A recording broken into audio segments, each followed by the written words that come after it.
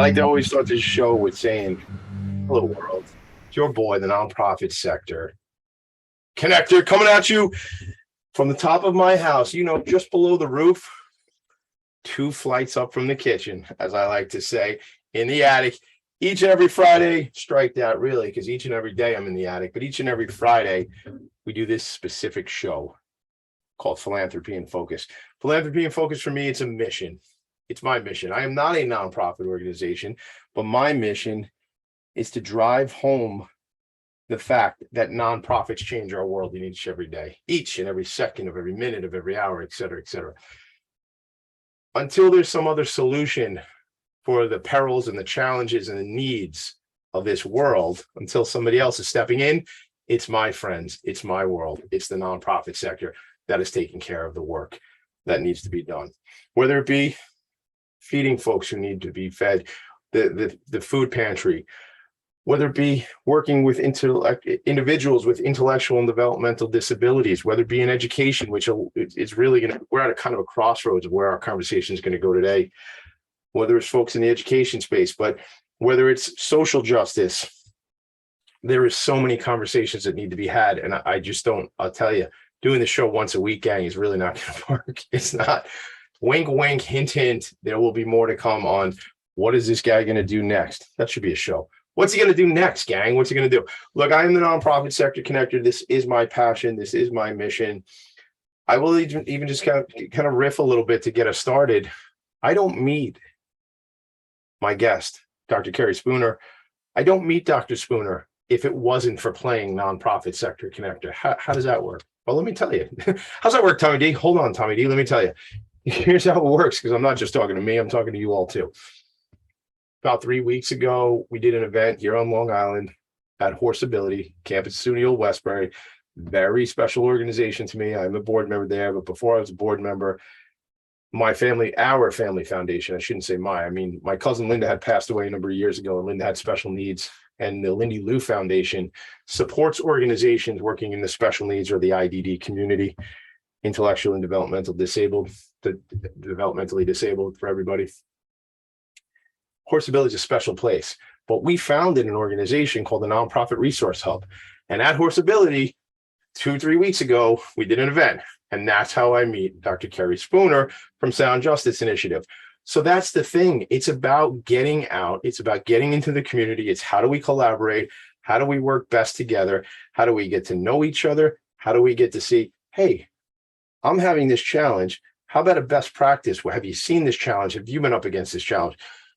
So I'm pretty hyped up today. I just came out of something. One of my children was given an award just this morning. So I'm running from the school, and just the principal, who's become a friend of mine, totally hooked me up, because he was like, he knew I had this commitment to be here to do the show with Kerry and with you all.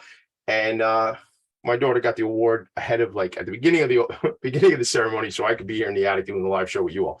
Anyway, I tell you that to say this, because we're going to be talking about education, but that award was for teamwork, and it was an award, and the principal read a book about friendship, and I recorded it on my phone, like of course we do, but because I want to go back and watch it. But the fact that these schools are building these tenets in place, they have these guideposts to train these young people, to really teach these young people, I think is really going to set up where some of what we're going to do today. So, Dr. Spooner, welcome to the show. Welcome virtually to my attic. I find it's funny. I say this because I know people are watching and know you're not really in my attic. And then I realize some people are only listening, and they might think like everybody shows up in my attic. So I got a kick out of that just when I was thinking about that the other night. But listen, I'm glad we connected. I don't know how you found out about the event at Horseability. I don't know if you're connected through us through the Nonprofit Resource Hub, but just how are you this morning? Good morning. Hi, I'm wonderful. How are you? And I'm in my own kind of attic. Are you? You have a lot of books around you. Yeah, I do. I like that. So how were you hooked into us initially? Did somebody reach out to you from the Nonprofit Resource Hub? Tell me a little bit about that. Yeah, Sound Justice Initiative is a nonprofit partner of the Nonprofit Resource Hub. And the Nonprofit Resource Hub has been very important to us. That's great news. We love that. I mean, let me just give a little plug since it's not anything I'm really selling. It's really something we're adding value. My firm, the Vanguard Insurance Agency, now rebranded as Vanguard Benefits, and 4 other firms founded the Nonprofit Resource Hub. Yes, it's what's better than having the actual explanation in the name, right? Like the Nonprofit Sector Connector, right? That kind of tells you what it's about. The Nonprofit Resource Hub is just that, is a resource with webinars, white papers, meet and greet networking type events, but it's really at its most, and David Goldstein, one of our founders, who's with Sir Tillman Ballin, will always tell me, Tommy, we're a trade organization, less a networking organization, more a trade organization for the sector to really drive home value and the need for the sector. So we do have somewhere over 225 or 250 nonprofit partners. So I'm glad you're part of that. I'm glad you were at. What do you think of Horseability? Before we get into just tell me about Horseability. What do you think? It's a remarkable place. The possibilities for it seem endless. I love that building that they're working on redoing it. It looks like it's been around for hundreds of years. Yeah, I don't think it is. I think it's rather new, right? Well, no, you know what? I don't know hundreds, but definitely. So it's actually, this, gang, let me set the stage. It's on the campus of SUNY Old Westbury here on Long Island. And as I understand it, it's the Singer sewing machine family estate, is I believe the former estate of that family. So, if you watch your TV, you'll see, not that Old Westbury is necessarily on the North Shore, but you'll see like a lot of the old mansions, a lot of the robber barons of Long Island and stuff like that. Your Great Gatsby types, right? Which I would have definitely, that was definitely in history, that was where I should have been. Honestly, I do like all the technology we have right now, but that seems like a fun part of history to be in, like the 20s and maybe not depression stuff, but like, the other side of it. But yeah, that building you're referring to with the old stables for the family. And I will tell you, the first time I met Katie McGowan out there at Horseability, who's the executive director and founder, they're about to celebrate their 30th anniversary of an organization where a young woman lent her horse to a friend who was a therapist who had a client with cerebral palsy, and the rest is history. And that created changed the trajectory of Katie McGowan's life and created Horseability, because she saw how this young person with CP was able to positively react and interact with this horse, and how that person's life was changed. And now countless thousands and thousands of lives have been affected by that. And that's my people. That's nonprofit, right? That's the whole thing. What you're referring to, I just want to make one last pin in it, is that building. When I first met Katie, she gave me a tour. Katie and I hang around, and it's one of these funny things because it was like a half-hour meeting that lasted 3.5 hours. It was like the meeting ended and we're on the stoop saying goodbye and we're still talking. You know those relationships, Dr. Spooner, those ones?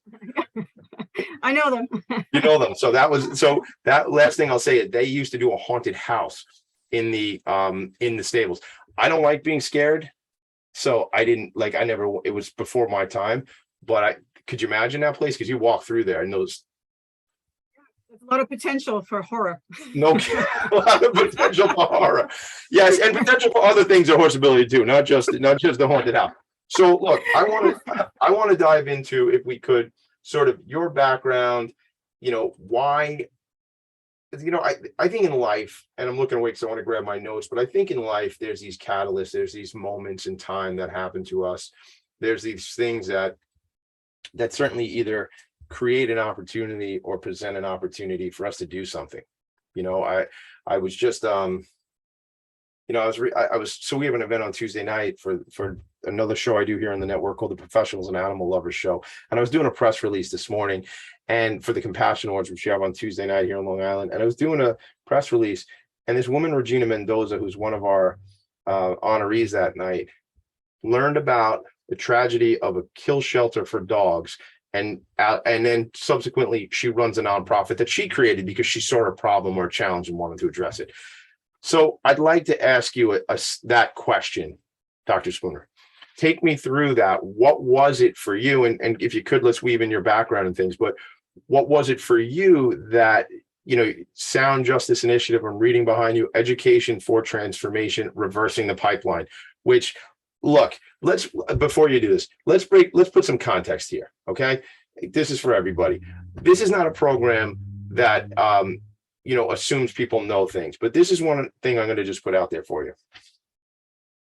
Strategic racism, structural racism exists. The way the prison system is set up purposely, on purpose. And if you want to debate me, I don't know, call me, I guess. But this is like, we have to have like these certain fundamental things. Certain communities end up in the prison system more than other communities. Certain communities don't have, let's say, the advantages, the education, the knowledge to avoid certain situations, and certain communities are targeted. I'm just going to say it. I'm going to put that out there. Dr. Spooner, if you have any disagreement with that, please school me on it, because that's what we're here to do. We are going to talk about school, but I'll just leave that out there for everybody to kind of settle with.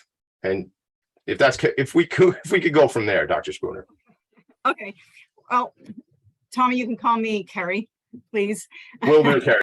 Okay. By the time somebody makes it to an adult correctional facility, right, a lot of things have already gone wrong. Right, we're at the other end. Mm-hmm. And here is an interesting statistic just for Suffolk County, is that 46% in March of those who are incarcerated were African American. 46% of those incarcerated in Suffolk County are African Americans. In March. Now that the number fluctuates, but sure. But it's important to know that African Americans make up 8.9%. Right. Hold on. Let's play numbers. Yeah, let's play numbers. Hold on, everybody. What Kerry just said to me was 8.9% of the society is made up by African Americans. 46% of the people incarcerated as of March of 2022 in Suffolk County are African American people. Right. And should I assume the large amount of African American men? Yeah. Absolutely. Yeah. And you can imagine, right, with redlining, that we have poor allocation of resources to schools. There's the lack of equity in education. Yeah. And that's a large part of the story. Yeah.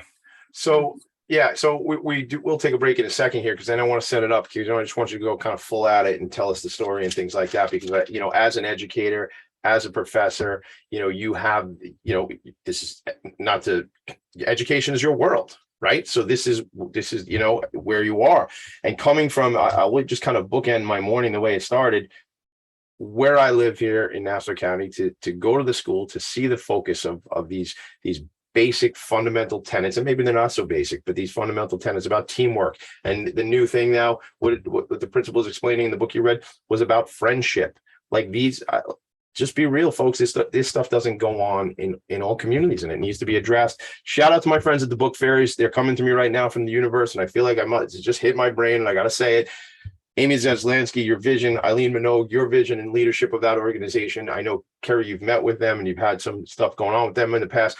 Super special organization, have put 3 million books. Literacy, again, statistics, literacy is critically important to growth. And when you think of illiterate people, that's a lot of where these same things, these same challenges happen, but that goes to lower resource schools, lower resource communities, and on and on. I will tell you this, I wasn't going to say this, but I'm going to put this out there. I want to start a fund on Long Island around social justice. I haven't told really many people about it, but I just did just now. So we don't have to talk about it today, Kerry, but I would love to talk about it over several cups of coffee one day. Absolutely. Good. Absolutely. Thank you. I'm very curious. I'm very curious what you want to do. I'm super curious what I want to do too, but it's something I've been thinking about I've been thinking about it for about 6 months and fleshing it out. To me, it's about having the right people in the room. Not to say that I'm necessarily have all the answers, because I have none of the answers probably, but I know how to put people together who have the answers, and I want to be a part of that. So anyway, maybe we'll talk about that during the show. Maybe we won't. When we come back, I want you to take me through, your creation of this organization, what you saw as a need. I've thrown so many ideas at you already. It's probably a 3-hour show and we only have another 45 minutes. So when we come back, if we can go there, does that sound good, Kerry? Sounds wonderful. All right, let's do it. Are you a business owner? Do you want to be a business owner? Do you work with business owners? Hi, I'm Stephen Fry, your small and medium-sized business or SMB guy, and I'm the host of the new show, Always Friday. While I love to have fun on my show, we take those Friday feelings of freedom and clarity to discuss popular topics on the minds of SMBs today. Please join me and my various special guests on Friday at 11 a.m. on talkradio.nyc. Are you a conscious co-creator? Are you on a quest to raise your vibration and your consciousness? I'm Sam Leibowitz, your conscious consultant. And on my show, The Conscious Consultant Hour, Awakening Humanity, we will touch upon all these topics and more. Listen live at our new time on Thursdays at 12 noon Eastern Time. That's The Conscious Consultant Hour, Awakening Humanity, Thursdays, 12 noon on talkradio.nyc.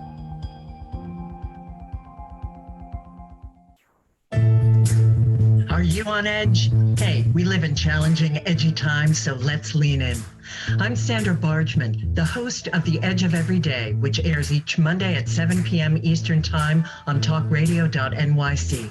Tune in live with me and my friends and colleagues as we share stories and perspectives about pushing boundaries and exploring our rough edges. That's The Edge of Every Day on Mondays at 7 p.m. Eastern Time on talkradio.nyc. You're listening to Talk Radio NYC. Uplift, educate, empower.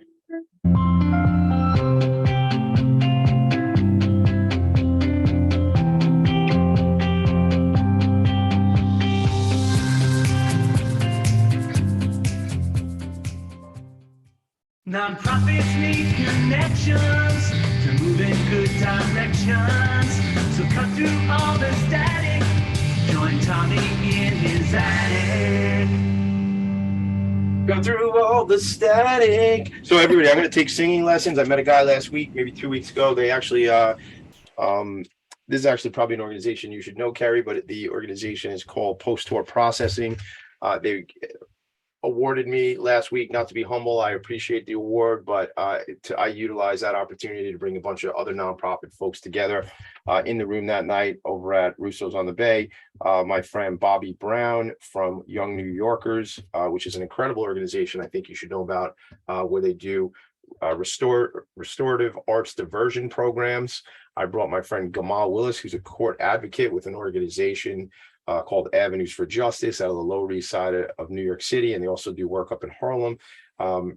Again, working with young people and advocating on behalf of these young people when they have gotten into problems and they have gotten into trouble. So you heard when we went to commercial, and I'm sure, Kerry, it wasn't lost on you. Uplift, educate, and empower. That is what this whole radio station is about.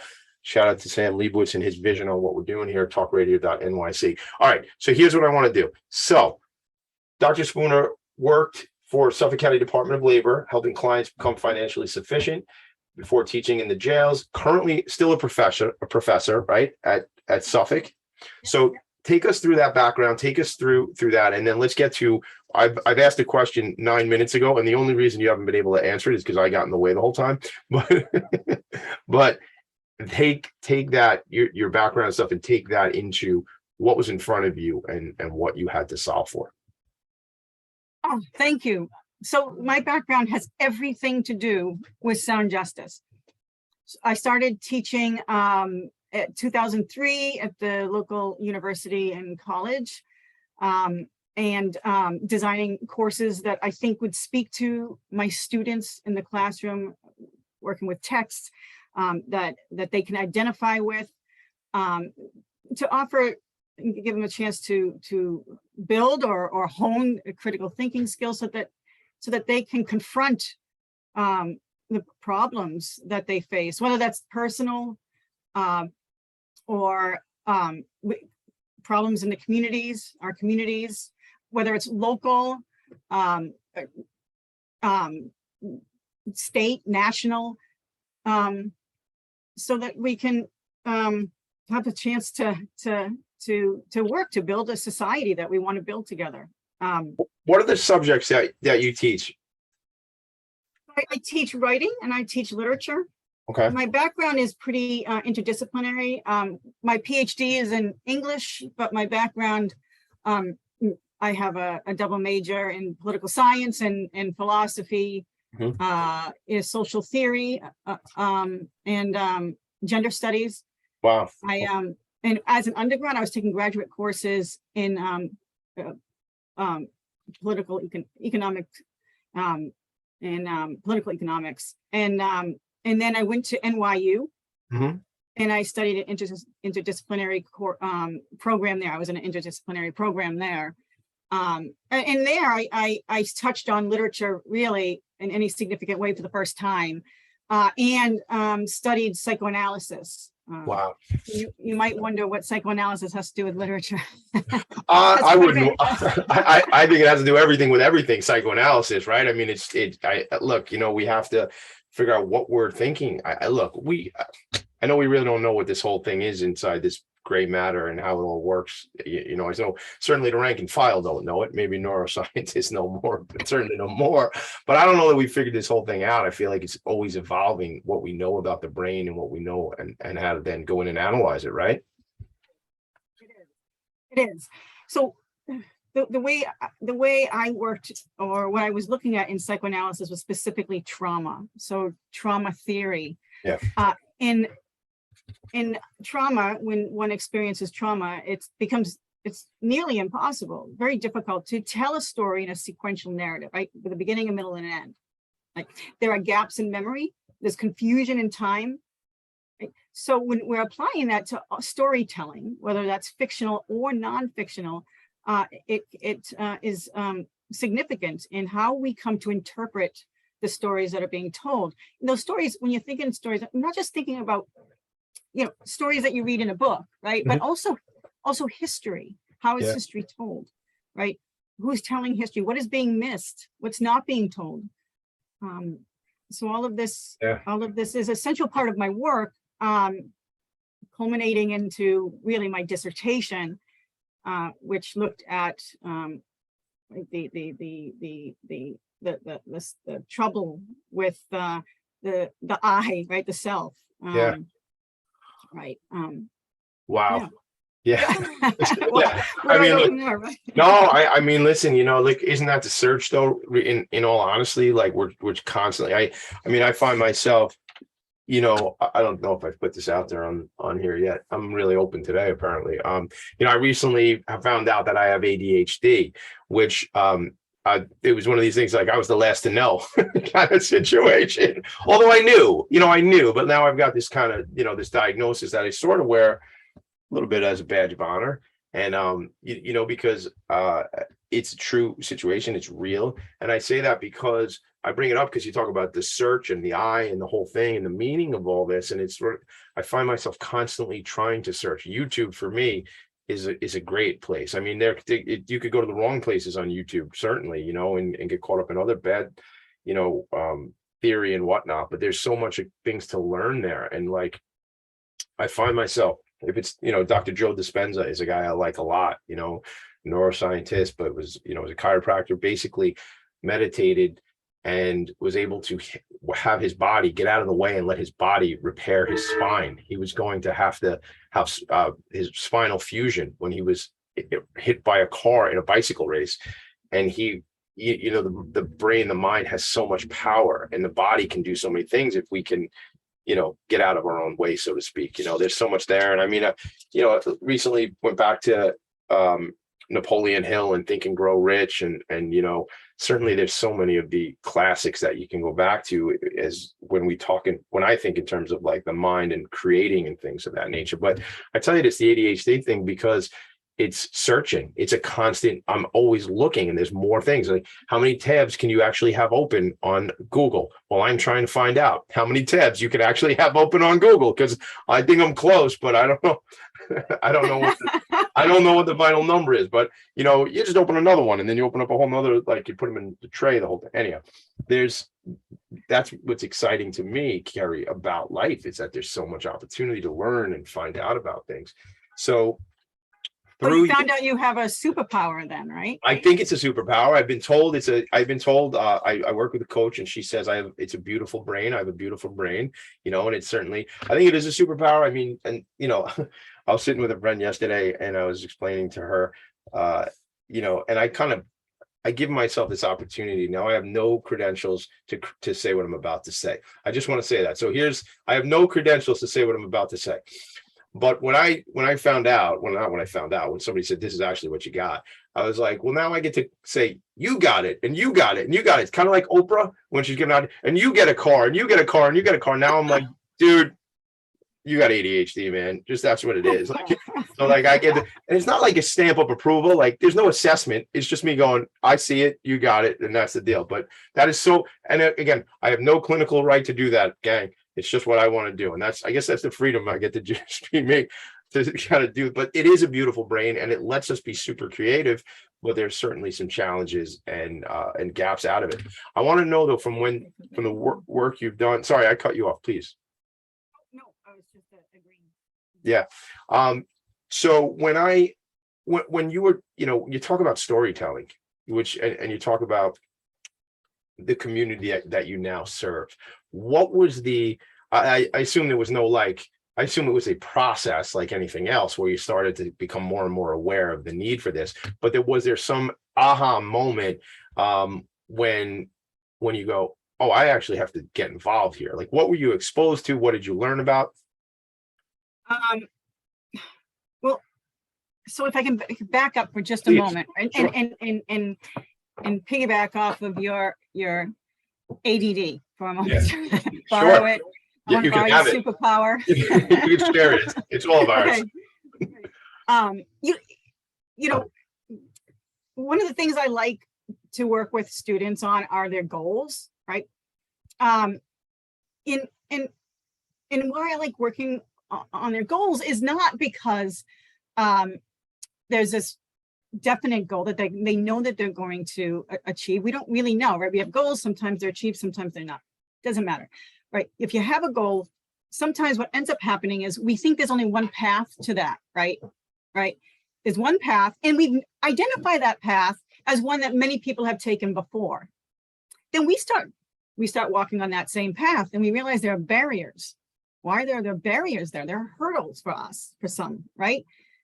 And sometimes then if you only believe there's that path, then you think, okay, then that goal is not for me, right? When it really is, right? It really is. It just means, and this is what I try to share with my students, whether it is at the community college or whether it's my students who are incarcerated, right? I try to share with them that there are multiple ways of achieving what you want to achieve. Multiple ways. And you're going to bump into a barrier. You're going to bump into a barrier, and you're going to be creative and be patient, right? And try to find ways around that. Sometimes in order to get around that, you need to get help to do that. Most of us need help. Most of us need help. All of us need help, I say. And, Edison created the incandescent bulb, right? I just want to make sure I got that right. They say he did. I don't know if he really did, though. I don't know. I just recently heard that maybe he didn't. He just was the first to patent it. It's very possible. I'm not going to say I can't. Well, for the anecdote, let's just assume he did, right? Ultimately, the punchline is when he tried 10,000 different ways that didn't work, and he just said, well, those weren't failures. He just found 10,000 ways that didn't work, right? So let's just the idea is, and there's so many things that we say, like success leaves clues, or just follow someone else's shoes and things like that. But to your point, it's not always set up the same way. No, it's not. It's not. And then when it doesn't work, then you feel dejected, right? Or you don't feel that you're worthy of that same achievement. When in fact, when you stick with it and you get there in a different way, I would argue that the barriers that you had to go over make it one have achieved much, much more than that goal that they secured. Well, the growth and the resilience that came out of that, right? Just for the sheer fact that, it's interesting, and this may be a social comment, but certainly there's a guy called Gary Vaynerchuk. I don't know if you're familiar with Gary V. He's very popular in the media world, very popular social media, and some of the folks listening probably know who he is. You know, and he and his family, when he was very young, immigrated here from former Soviet Union, and you know, I just think there's certainly something. Not to say that every immigrant that came to this country, you know, had the grit and was super successful, but there's something about people who came to this country and versus those of us who were born in this country, and a different dynamic goes on, right? You know, have you seen that in your own work? I have, yes. Yeah, I have. And it actually it's enriching, right? I think it is. I think it is enriching. I think it's inspiring. I think it's but I think it goes to the fact that, to your point, like, we're going to run into some roadblocks. We're going to need some support. We're going to need help to get through things. And it goes to a place where we will take a quick break. I was going to push the break. Let's take a quick one, and then we come back. So you've established that there are multiple ways to get to a goal. And in working with your students, whether they be students who are matriculating, who are attending classes, or your students who are currently in Suffolk County jails, I want to talk that. I want to really, so we like to know about you, the organization, and then really let's get into programming, what it looks like too. So let's come back. Let's do that. Let's jump right in. I will do my best to be quiet and let you shine, Kerry. We'll be right back. Philanthropy in Focus, Tommy D and Dr. Kerry Spooner. The organization is Sound Justice Initiative. Dylan, take us a break. Are you passionate about the conversation around racism? Hi, I'm Reverend Dr. TLC, host of the Dismantle Racism Show, which airs every Thursday at 11 a.m. Eastern on talkradio.nyc. Join me and my amazing guests as we discuss ways to uncover, dismantle, and eradicate racism. That's Thursdays at 11 o'clock a.m. on talkradio.nyc. Are you a small business trying to navigate the COVID-19 related employment laws? Hello, I'm Eric Sauver, employment law business law attorney and host of the new radio show, Employment Law Today. On my show, we'll have guests to discuss the common employment law challenges business owners are facing during these trying times. Tune in on Tuesday evenings from 5 p.m. to 6 p.m. Eastern Time on talkradio.nyc.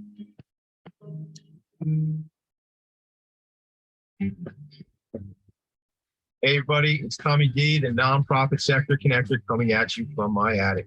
Each week here on talkradio.nyc, I host a program, Philanthropy in Focus. Nonprofits impact us each and every day, and it's my focus to help them amplify their message and tell their story. Listen each week at 10 a.m. Eastern Standard Time until 11 a.m. Eastern Standard Time, right here on talkradio.nyc. You're listening to Talk Radio NYC at www.talkradio.nyc. Now broadcasting 24 hours a day.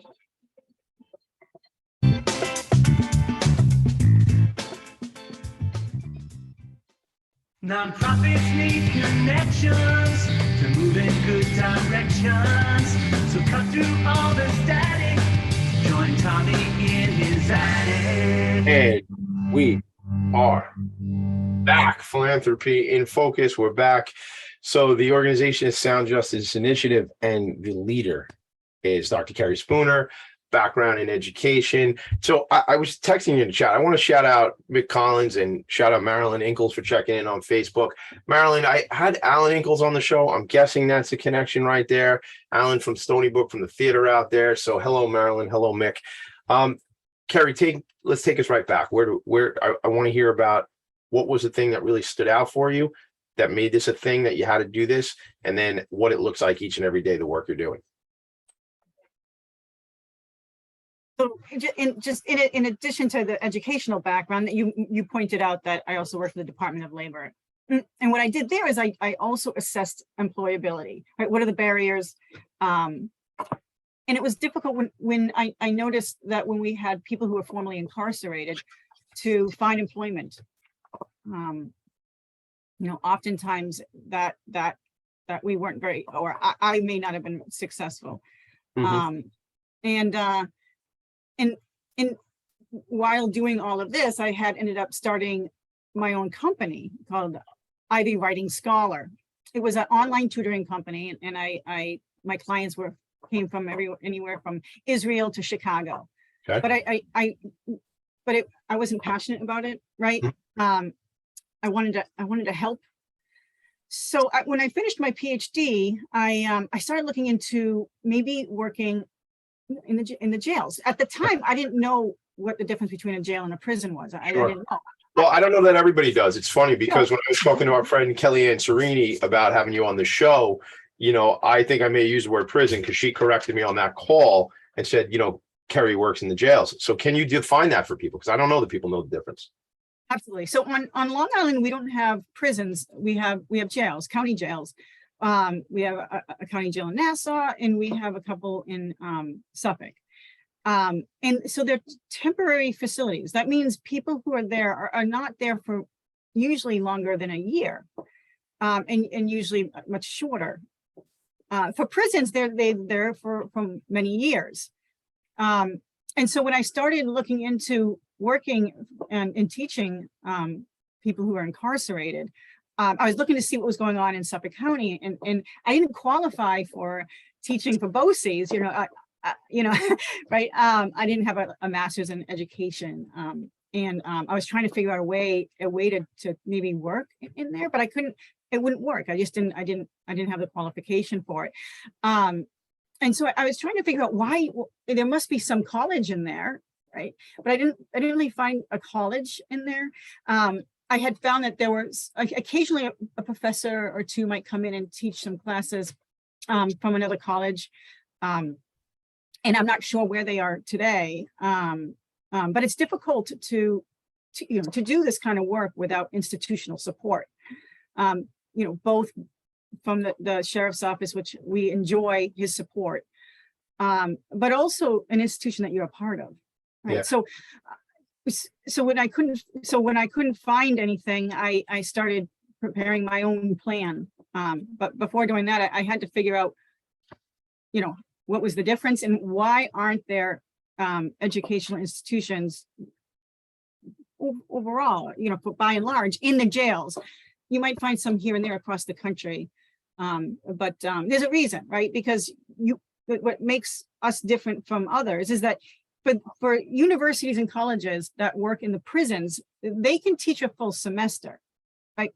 And the students that they have there can finish a degree often, right? Because okay. So just let me get it, because so I could see if I know where we're going. In the prison system, these folks are going to be there for a longer time, at least years. People in the jail might be awaiting trial, so they're more transient. They may not be there. So to have a curriculum with like finite beginning and end becomes more challenging. Yeah, absolutely. Okay. And so, right. So for a temporary correctional facility, that would be much more challenging. Yeah, you don't know if somebody is going to be there for a month or 2 or 3 or 4 months. And sometimes they don't know. Then there are people who are also in the county jails who are doing county time. So then they do know a release date, and that can be really helpful for sound justice. Because it fits on a calendar again. It can fit into a calendar and a curriculum, and it makes sense, and there's a beginning and an end. That's right. Got it. And so, but even though it was a challenge, when I first started writing the plan up, I was studying what they were doing in the prisons, and I realized it's not going to work. I can't do the same thing. So how do I take, what works there and apply it to sound justice? And some of it does, right? Some of it does. But overall, you really have to start from scratch. Yeah. And so I had found in my research, because I was trying to figure out, is this being done somewhere else? What are they doing? If it has been, what was the success? Or what are they doing differently? So I found a study by the U.S. Department of Education, and then they were curious about, it looks like the same reason, looking to get educational institutions into jails. And they did a kind of pilot, they gave a grant, and those, the challenges were pretty expected, right? It wasn't easy to have a full semester. Students were coming and going. But also remember, these are students who lives have just been upended, right? Right. They haven't been in prison for a few years. They could have just have gotten in there 2 months ago, right? Their lives are upended. right? Maybe also coming off of drugs and alcohol, maybe for the first time getting some mental health help. So there's a lot going on there. So there are a couple of things we had to do differently, right? You know, in a classroom, maybe a professor can be a little bit more dry, I guess, right? You're just teaching, that's what your job is. But that's not going to work in a temporary facility, right? You're gonna need to have those instructors who are dynamic, who are student-centered. We also need to have a curriculum that's short, right? Short, right? You have modules, we work with modules. So for example, right now I'm teaching a course in Riverhead Jail. It's called Just Think. I teach this course in different ways almost every time I teach it. Okay. So I, and it's okay. It's great. So this time I'm doing something a little bit more traditional, but fun, I hope. So I'm teaching my students how to, you know, about the art of persuasion. Oh wow. Right. And in making an argument. Now I'm teaching my students at Suffolk Community College the exact same stuff. Yeah. Right? The exact same stuff. So I'm teaching them the same reading, right? We're doing the same work. Now I'm only taking a short part of this semester, right? A module, and I'm teaching that in the school in the jail. And they were, I can say they were really excited to learn that I'm also teaching it, you know, the other day at Suffolk. You know, there are, I was surprised when I first got in there about the interest, and as it grew when over the past year, you know, I had students even at the beginning who told me when they'd come into class that they formed a study group. Right, you know, these again, not your students on campus, your students in the jail. Right, in the jail, right? So these young people, and they are young people. I mean, who are you? You what are the ages of these people? They're college age people, right? 18 and up. 18 and up. So I have 30-year-olds. You know, a lot of my students might be in their 30s, right, and 20s. But it's like it's a lack of accessibility. It's a lack of somebody being there for them. It's a lack of empowerment, right? I mean, right. So when you can introduce even these skills, right? Just this basic skill, because I also teach other courses. I teach a course on I'm all ears, the ethics of listening, right? And in that course, I you know, we read a Nietzsche text from Friedrich Nietzsche, yeah. And it's exciting, and so yeah, I was surprised to see that was what they were interested in learning. And when you provide that kind of material, right, then it opens up their minds to other ideas. And the reason why that's such a big deal is because sometimes, and especially in the population that you might find in the jails and prisons, right? There's this disconnect. There's a disconnect, right?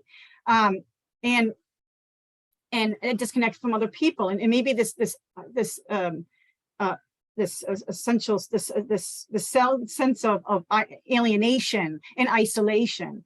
But when you can read about other people and their challenges as well, then you think, oh, you know, it's not just me. And look, they can get over that too. I mean, this is my big point, is that yes, they might be incarcerated right now, but don't think for a second that you can't be running something in the future.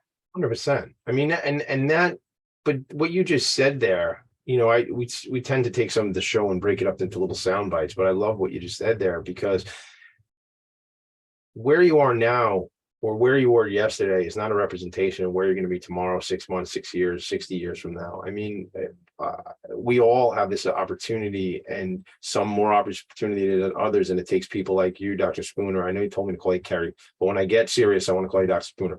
But it takes people like you, Dr. Spooner, to lean into an opportunity and create these things that were not there. You know, to be that, yes, you're a professor, yes, you're an academic, but I call you an entrepreneur, because you saw an opportunity, you took some chances, you did your research, and you're delivering something. The world is a better place for that, and that's critically important. And I say all the time that nonprofit leaders and their organizations change our world, but especially founders. but you took some chances here, man. And that's just it's really special. So how many lives will be changed over the next 40 years while this organization is just existing, in 50 years and 60 years, right? Like that's how I see it, in those kind of buckets, and thousands, right? Maybe tens of thousands. And that's what's critically important. So when we come back, because we always run out of time on the show, we have one more segment. I want you to kind of leave it all out there, because we are going to have another meeting because of what I shared with you earlier on about this fund that is like sharing space with other ideas in my head. But I want to talk to you.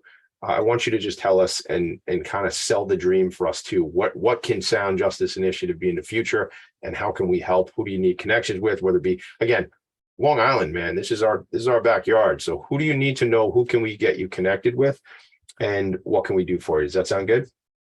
Excellent. All right, I'll call you Kerry too. All right, if that's what you want. All right, we'll be right back. Philanthropy in Focus.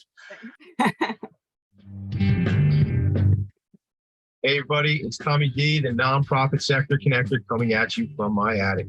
Each week here on talkradio.nyc, I host the program Philanthropy in Focus.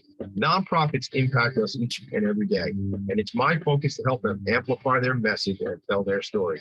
Listen each week at 10 a.m. Eastern Standard Time until 11 a.m. Eastern Standard Time, right here on talkradio.nyc. In a post-COVID world, you may have many unanswered questions regarding your health. Are you looking to live a healthier lifestyle? Do you have a desire to learn more about mental health and enhance your quality of life? Or do you just want to participate in self-understanding and awareness? I'm Frank R. Harrison, host of Frank About Health, and each Thursday, I will tackle these questions and work to enlighten you. Tune in every Thursday at 5 p.m. on talkradio.nyc, and I will be frank about health to advocate for all of us.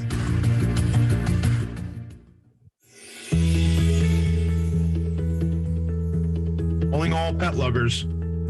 Pet Avengers, assemble! On the Professionals and Animal Lovers show, we believe the bond between animal lovers is incredibly strong. It mirrors that bond between pets and their owners. Through this program, we come together to learn, educate, and advocate. Join us live every Wednesday at 2 p.m. at talkradio.nyc. You're listening to Talk Radio NYC at www.talkradio.nyc. Now broadcasting 24 hours a day.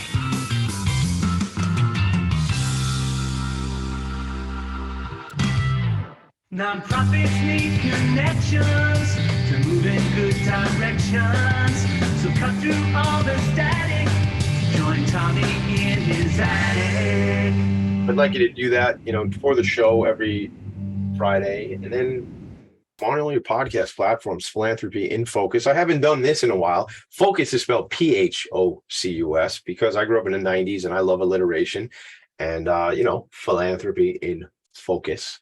So my buddy Mick Collins would probably say to me, yes, on Friday mornings with a PH in front of that. But this just in, Dr. Spooner, this just in, Kerry. Mick just gives me, this is coming from Mick on Facebook. So Mick says, compromise, Dr. Kerry. Yes, I like that. We'll go with that, Dr. Kerry. So Dr. Kerry, this just in from Mick Collins, checking in from the Gaithersburg area. And he's telling me Edison filed a patent for the electric lamp with a carbon filament. That was in 1879. But in 1835, the first constant electric light was demonstrated. So we got some research to do on that. We'll get back to you all on that, because Kerry and I have some stuff to go through about this organization. The organization is Sound Justice Initiative. Kerry, tell us, when you first went into the jails and you had something to offer, tell us about that and walk me through a day in the life, and then say how, and then the question is, how can we help you? That's the question to you.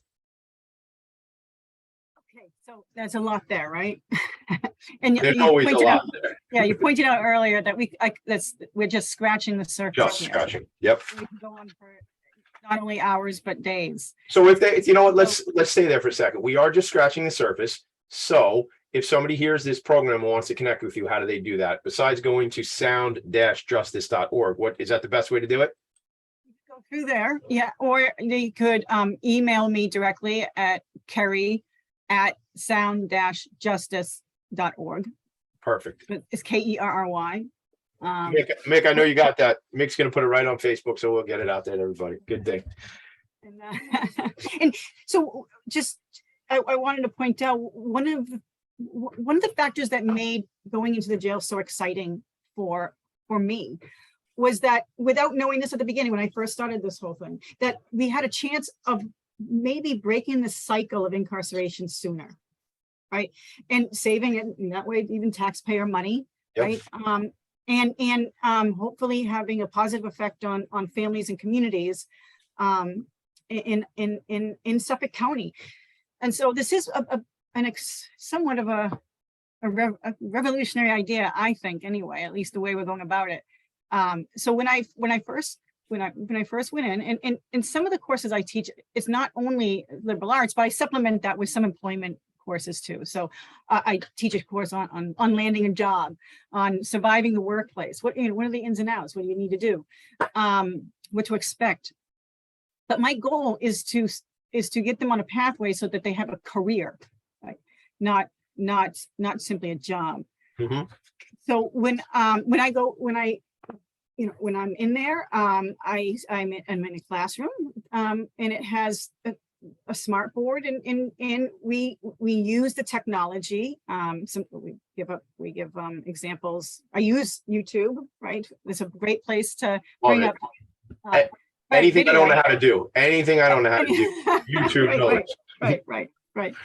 And so what we do, I hand them the readings. I supply all of the material. They don't pay for those, and nothing is they pay for, right? So this is all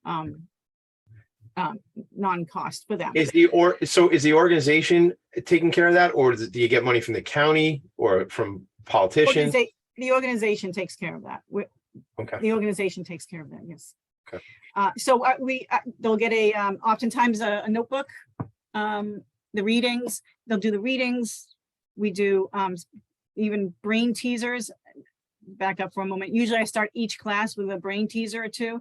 That's just to get the creative juices going. And not only that, it has an effect of separating them, at least temporarily, from their surroundings. From where they are, right? Yeah, right. And now they're getting really into the space, an intellectual space in that classroom, and they're engaging with one another, because the brain teasers force them to have to figure it out together. So that takes first 10 minutes, we do some of that.